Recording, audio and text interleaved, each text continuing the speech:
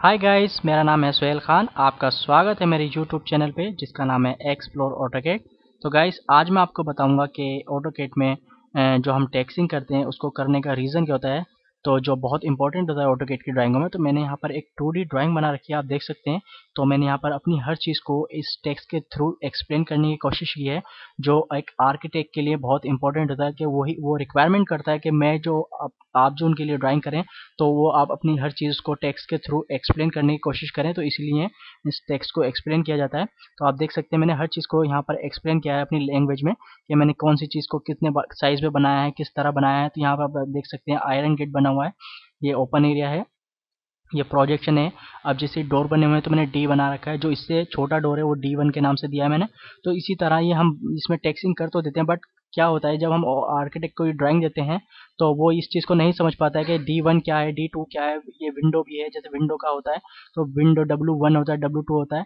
तो इसलिए हम यहाँ पर ये एक कॉलम यूज़ करते हैं जिसमें हम अपनी सारे ऑटोकेड की जो ड्राइंग होती है उसकी डिटेल यहाँ पर फिल करते हैं, अच्छे से उसको बनाते हैं, उसको समझाते हैं कि हमने जो चीज़ बनाई है वो क्या है। तो जैसे आप देख सकते हैं यहाँ पर लिखा हुआ है आयरन गेट, इसका साइज लिखा हुआ है यहाँ पर 9 feet by 3 inch into 8 feet का। इसी तरह मैंने हर गेट का साइज यहाँ पर प्रॉपर एक्सप्लेन किया है अपने टेक्स्ट के थ्रू। जैसे डी डोर 1 है, डोर 2 है, डोर 3 है, डोर 4 है, इस तरह से ये मैंने सारी चीज़ें यहाँ पर फिल की हैं, जो मेरे आर्किटेक्ट को ईजिली ही इस चीज़ को समझने में आसानी हो। इसी तरह मैंने यहाँ विंडो भी एक्सप्लेन की है, जो मैंने विंडो रखी है अपने ड्राइंग में, कि विंडो अब आर्किटेक्ट को करना क्या होता है। अब जैसे उसको पता नहीं है कि W1 क्या है, तो W1 का साइज़ क्या है, तो यहाँ से ईजिली ही इस चीज़ को पढ़ सकता है, समझ सकता है कि W1 जो विंडो है उसका साइज़ कितना है। जैसे यहाँ पर 5 फीट बाई 3 फीट की विंडो है, तो यहाँ से वो इस तरह से हर चीज़ को अच्छे से स्टडी करके समझ सकता है कि आपने जो चीज़ें ऑटोकेड की ड्राइंग में बनाई हैं उनको किस तरह से आपने एक्सप्लेन किया है डायमेंशन में। तो यहाँ पर ये जो टेक्सिंग की है मैंने, ये बहुत ज़रूरी होती है हर ड्राइंग में।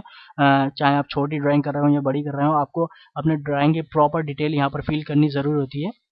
इसी तरह आप यहाँ पर अपने ड्राइंग का एरिया भी दे सकते हैं कि आपने अपने जो ड्राइंग बनाई है उसका टोटल एरिया क्या है। जैसे यहाँ पर है 2808 स्क्वायर फीट का ये टोटल एरिया है। आप यहाँ पर कवर्ड एरिया, जो इसका कवर्ड एरिया हो वो भी फिल कर सकते हैं, ओपन एरिया है वो भी फिल कर सकते हैं। एक एक चीज़ इसमें आपने किस स्केल में ड्राइंग बनाई वो भी कर सकते हैं। और फाइनली आप अपना यहाँ पर अपना इंट्रो भी दे सकते हैं कि आपने जो जिस नाम से आपने ड्राइंग बनाई, जैसे मैंने अपना यहाँ पर नाम दिया है, अपना एक कॉन्टैक्ट नंबर दिया है, अपनी ईमेल आईडी दी है। तो इसी तरह से आप यहाँ पर टेक्सिंग कर सकते हैं, जो ऑटोकेड में बहुत ज़रूरी होती है हर चीज़ को समझने में और स्टडी करने में। क्योंकि आर्किटेक्ट जो होता है वो इसी तरह से हमसे ड्राइंग कर मांगता है कि उसको ज़्यादा इस चीज़ में देखना ना पड़े कि कौन सी चीज़ क्या है। वो डायरेक्टली यहाँ पर सबसे पहले नीचे जाकर इस चीज़ को स्टडी करता है कि कौन सी चीज़ क्या है। इसी से वो मैच कर करके आगे की तरफ हमारी ड्राइंग को स्टडी करता है, समझता है कि हमने क्या क्या चीज़ें किस किस साइज़ में बनाई हैं। जो जो मैंने यहाँ पर लॉबी है, लॉबी का साइज़, ये सब चीज़ें आप वहाँ पर फील कर सकते हैं पूरी डिटेल। मैंने आपको बहुत शॉर्ट में समझाया है, जो जो मेन चीज़ें हैं, मेन पॉइंट है वो रख के आपको बताया है। जैसे डोर 1 है तो डोर 1 का साइज़ वहाँ नीचे दे रखा है, डोर 3 है तो इसका भी साइज़ वहाँ दे रखा है। बट यहाँ पर मैंने इसका साइज़ नहीं दे रखा है, तो यहाँ पर उसको समझने में दिक्कत होती है। तो यहाँ से वो नीचे वाले जो कॉलम है आपने फिल किया, वहाँ पे वो आराम से इस चीज़ को स्टडी करके समझ सकता है कि आपने इसको कितने साइज़ में बनाया। तो गाइस, इसलिए ज़रूरी होता है ऑटोकेड में टेक्सिंग करना, उसको अच्छे से समझ के टेक्सिंग करना कि उसको किस तरह टेक्सिंग की जाए। सिर्फ टेक्सिंग करना ही इम्पोर्टेंट नहीं होता, आपको उसको अच्छे से कन्विंस करना होता है, समझाना होता है कि आपने जो टेक्सिंग किया है उसका साइज़ क्या है, किस तरह करते हैं। आप इसको और अच्छे अंदाज में अपनी लैंग्वेज में इसको एक्सप्लेन कर सकते हैं, अच्छे से डिज़ाइन में इसको कलर करके, और इसको शोकेस कर सकते हैं अपनी ड्राइंग के साथ। इस तरह से आप इसका प्रिंट आउट भी निकाल सकते हैं, जो आप कहीं भी आगे इसको पास ऑन करेंगे तो उसको सामने वाले को भी, दूसरे बंदे को भी इसको समझने में आसानी होती है जो आपने बनाया है। तो गाइस, आज हमने सीखा ऑटोकेड में टेक्सिंग करने का क्या तरीका होता है, उसको किस तरह कर सकते हैं, किस तरह एक्सप्लेन कर सकते हैं, जो और पूरी ड्राइंग का जो हमारा मेजरमेंट होता है उसको भी साथ में किस तरह लिख सकते हैं। तो गाइस, आगे से आप नोटिस कीजिएगा कि अपनी अपनी कोई भी ड्राइंग को उसमें इसी तरह से टेक्सिंग करें और इस बात को समझें। ये बहुत इंपॉर्टेंट चीज़ है ऑटोकेड में, जो आपके आगे फ्यूचर में काम आएगी।